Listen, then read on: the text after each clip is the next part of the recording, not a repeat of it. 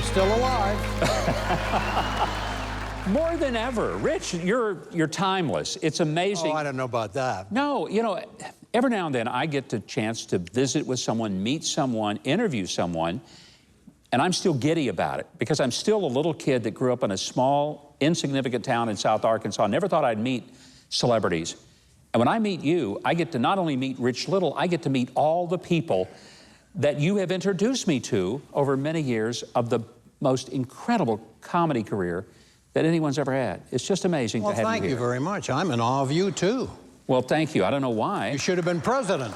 Well, unfortunately, Rich, only maybe you and 4 or 5 other people thought that, and they were all in my family. And I'm not sure some of them voted for me. But, you know, I've been very lucky in my career because, you know, I hosted The Tonight Show 37 times. Wow. Did the Dean Martin Roast 24 times. I've been on every variety show in the 70s, almost every week. And yet, I can't get on many talk shows today. Why? What's that? I have no idea. This is an honor to be on your show, really. Well, you're welcome anytime here. I think people think I'm Little Richard. You have played the White House more than any other entertainer in history, many times for President Ronald Reagan. Oh, I loved Reagan. I really did. I adored that man. What was it about him that you just found such an affinity for? Well, the thing about Reagan was he had such a wonderful sense of humor. Everything was funny to him. I mean, he just...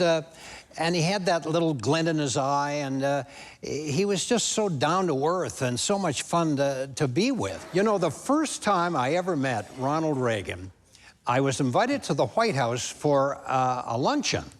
And I'd never met him before, and I was thrilled to get the invite. And I was late. I couldn't believe it. I was hung up in traffic, and I remember I was running down this hallway towards the Lincoln Room where this luncheon was. And I was sweating and everything, and I thought, oh my God, I'm late. And as I got to the Lincoln Room, I saw Reagan out in front giving a little press conference, okay? This was at the time of the Grenada invasion. Oh, yeah. Okay, very tense. And he wanted to go inside and have lunch.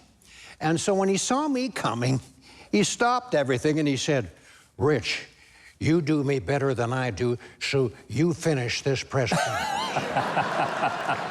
He said, I'm going for a sandwich. And he split. He split, you know? But he didn't go inside the Lincoln Room. He hid behind the door. He wanted to see what I was going to do. And, of course, I went into my Reagan, and the press started to ask me questions like they're still talking to Ronald Reagan, right?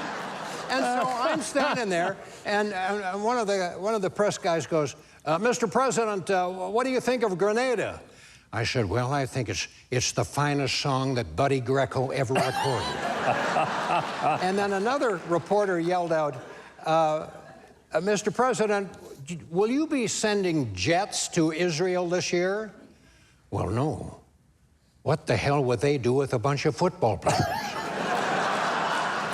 No, I think the Jets should stay in Boston and play hockey. And then another reporter yelled out, Mr. President, when do you think a person is legally dead? When the heart stops beating or the brain stops functioning? And I said, well, it would have to be when the heart stops beating.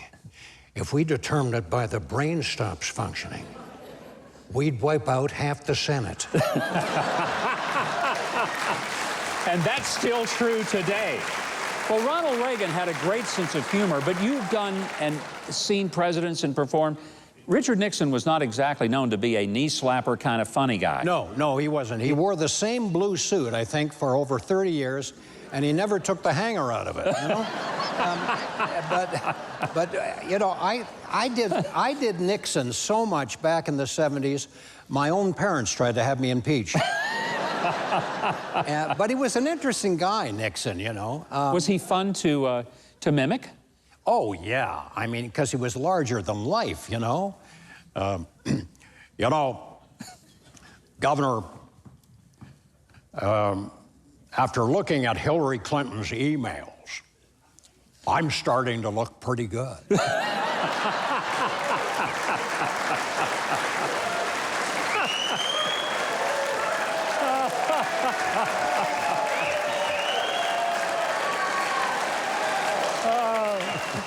Can you do Donald Trump, our current president? We are going to build a wall, a great wall, and Walmart is going to pay for the wall. You hosted The Tonight Show 37 times. You actually played the role of Johnny Carson in the movie about David Letterman. That's right. And Jay Leno. That's right, the late shift. If Johnny Carson could come on this stage tonight, what might he say to us? Johnny Carson? I don't know about Johnny Carson, but how about Karnak? the Magnificent. He sees all, he knows all. This envelope was left in Funkin' Wagnall's porch until noon today. Nobody knows the question, just the answer. Meat and potatoes, Harvey Weinstein, and Mike Huckabee show. Can't wait for this one. Name a dinner, a sinner, and a winner.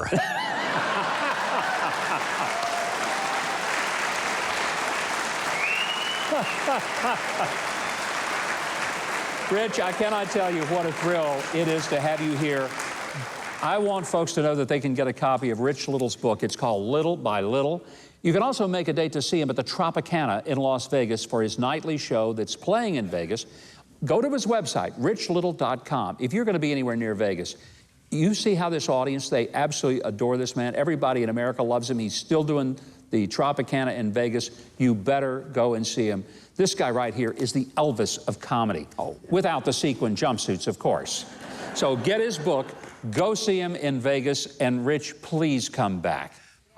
Next time I come back, I'll do you. Okay.